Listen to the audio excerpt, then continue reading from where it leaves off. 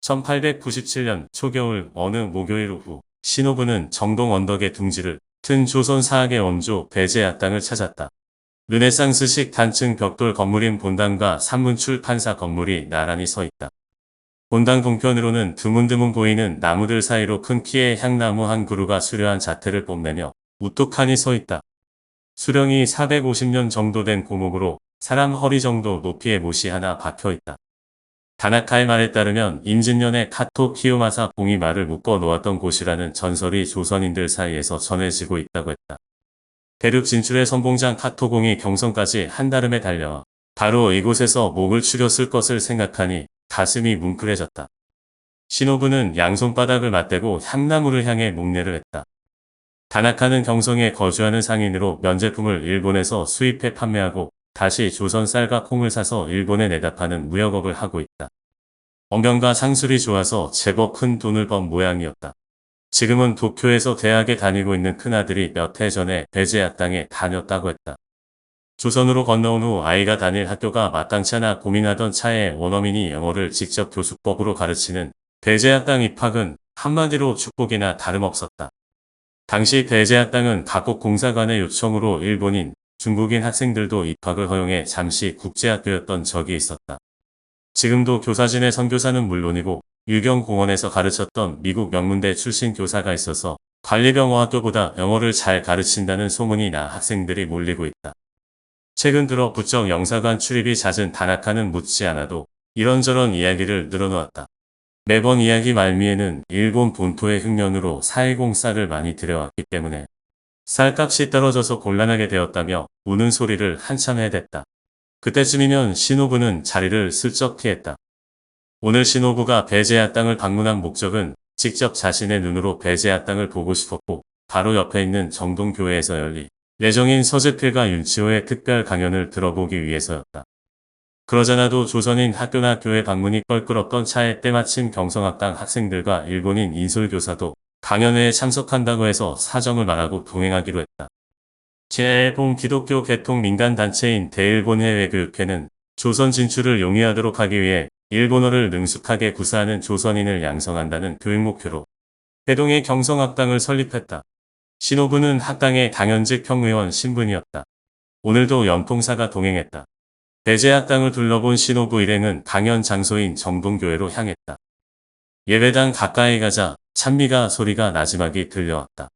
붉은 벽돌로 지은 건물이 빅토리아식 예배당이고 남쪽 모퉁이에 종탑이 서 있다. 대략 500명가량 수용할 수 있는 예배당은 사람들로 거의 다 찰 정도로 붐볐다. 작금의 조선에서 서재필과 윤치호 두 사람의 인기를 짐작할 수 있는 대목이다. 담임 목사의 짧은 설교가 끝나고 2부 순서로 강연이 시작되었다.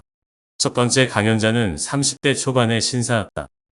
유척의 훤칠한 키, 뚜렷한 이목구비 잘생긴 외모만으로도 신호부는 위압감을 느꼈다. 유척은 182cm 정도 된다. 1897년 조선 성인 남성 평균 신장은 164cm였다.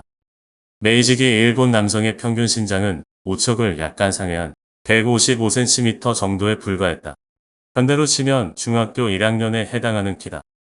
조선인 얼굴이지만 조선인이 아닌 그가 바로 필립 제이슨, 독립신문사 사장인 서재필이었다.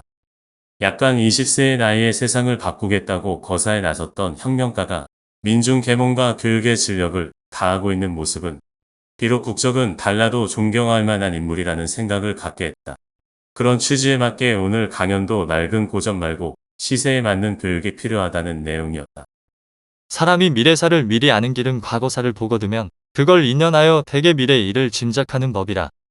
그런 거로 지혜 있는 사람은 옛적 사기를 많이 공부하는 것이 이왕 일이 어떻게 된 것을 알아야 미래 일이 어떻게 될 짐작을 미리 아는데 대한인민의 학문은 대개 한당 시절 사정만 아는 고로 미래사를 짐작하지 못하는 것이라. 한당 사기 만들 때와 방금 천하 사정이 온통 달라. 다만 한 나라는 사는 세상이 아니라 6대주 속의 여러 나라들이 한 집안 같이 사는 터인즉 한당 시절 경계와 광무 일령 경계가 대단히 달라 그 학문만 가지고는 미래사도 짐작할 수 없고 그 생각이 지금 세상에는 도무지 당치 아니한지라. 이어지는 강연 내내 그는 힘있는 어투와 달변으로 자중을 사로잡았다. 그의 능숙한 언변에 따라 청중들의 호흡도 가빠졌다가 늦춰졌다가 했다. 청중들이 내뿜는 열기로 장내 분위기는 한껏 고무되었다. 그는 영리하고 강력한 연사였다. 연설을 마치자 장내를 가득 메운 청중들의 우레와 같은 박수 소리가 터져나왔다. 서재필은 살짝 미소를 머금은 채 만족스러운 표정으로 단상 아래로 내려가 자리에 앉았다. 다음 강연자는 윤치호였다. 드디어 윤치호를 보는구나 했는데 어디선가 본 적이 있는 듯 낯이 익은 얼굴이었다. 순간 신호부의 뇌리에 떠오른 것은 종로 사거리에서 자전거에 치일 뻔했던 기억이었다. 그렇다. 조선인 자전거 운전자. 바로 그자였다. 연통사도 알아차린 듯 신호부를 바라보며 한쪽 눈을 찡긋했다. 갸름한 얼굴과 재기가 넘치는 눈매가 인상적인 윤치호는 차분한 목소리로 자신의 이야기를 풀어가기 시작했다. 조선이 나아가야 할 길에 관한 내용이었다. 법을 제정함에 있어서는 백성의 이익이 주가 되어야 하며 옛것만을 지키어 지금의 것은 잘못되었다고 여길 필요는 없습니다. 천국은 사람이 많고 땅이 커서 일본의 11배나 됩니다. 그런데 일본은 30년 내외로 병장과 진작하여 문명과 부강을 사람들이 일컫게 되었고 60년이나 외국과 더불어 통상한 천국보다 100배나 더 낫습니다. 그것은 무슨 까닭입니까? 천국은 옛것만을 지켰으나 일본은 능히 옛것을 고쳐 새것을 본받았기 때문입니다. 우리나라는 이 두 개의 본보기가 있습니다. 새것을 쫓고 옛것을 지키는 이익과 손해가 분명하여 의심할 것이 없는 것입니다. 윤치호의 연설은 논리정연하고 내용도 좋지만 사람의 마음을 확 끌어당기는 힘은 약했다. 신호부가 예상했던 대로 윤치호는 어느 정도 예측이 가능한 인물이었다. 수재형의 인물은 너무 똑똑해서 배포나 용기가 없다는 것이 신호부의 평소 지론이고 그런 지론에 근거한 신호부의 판단은 대체로 들어맞았다.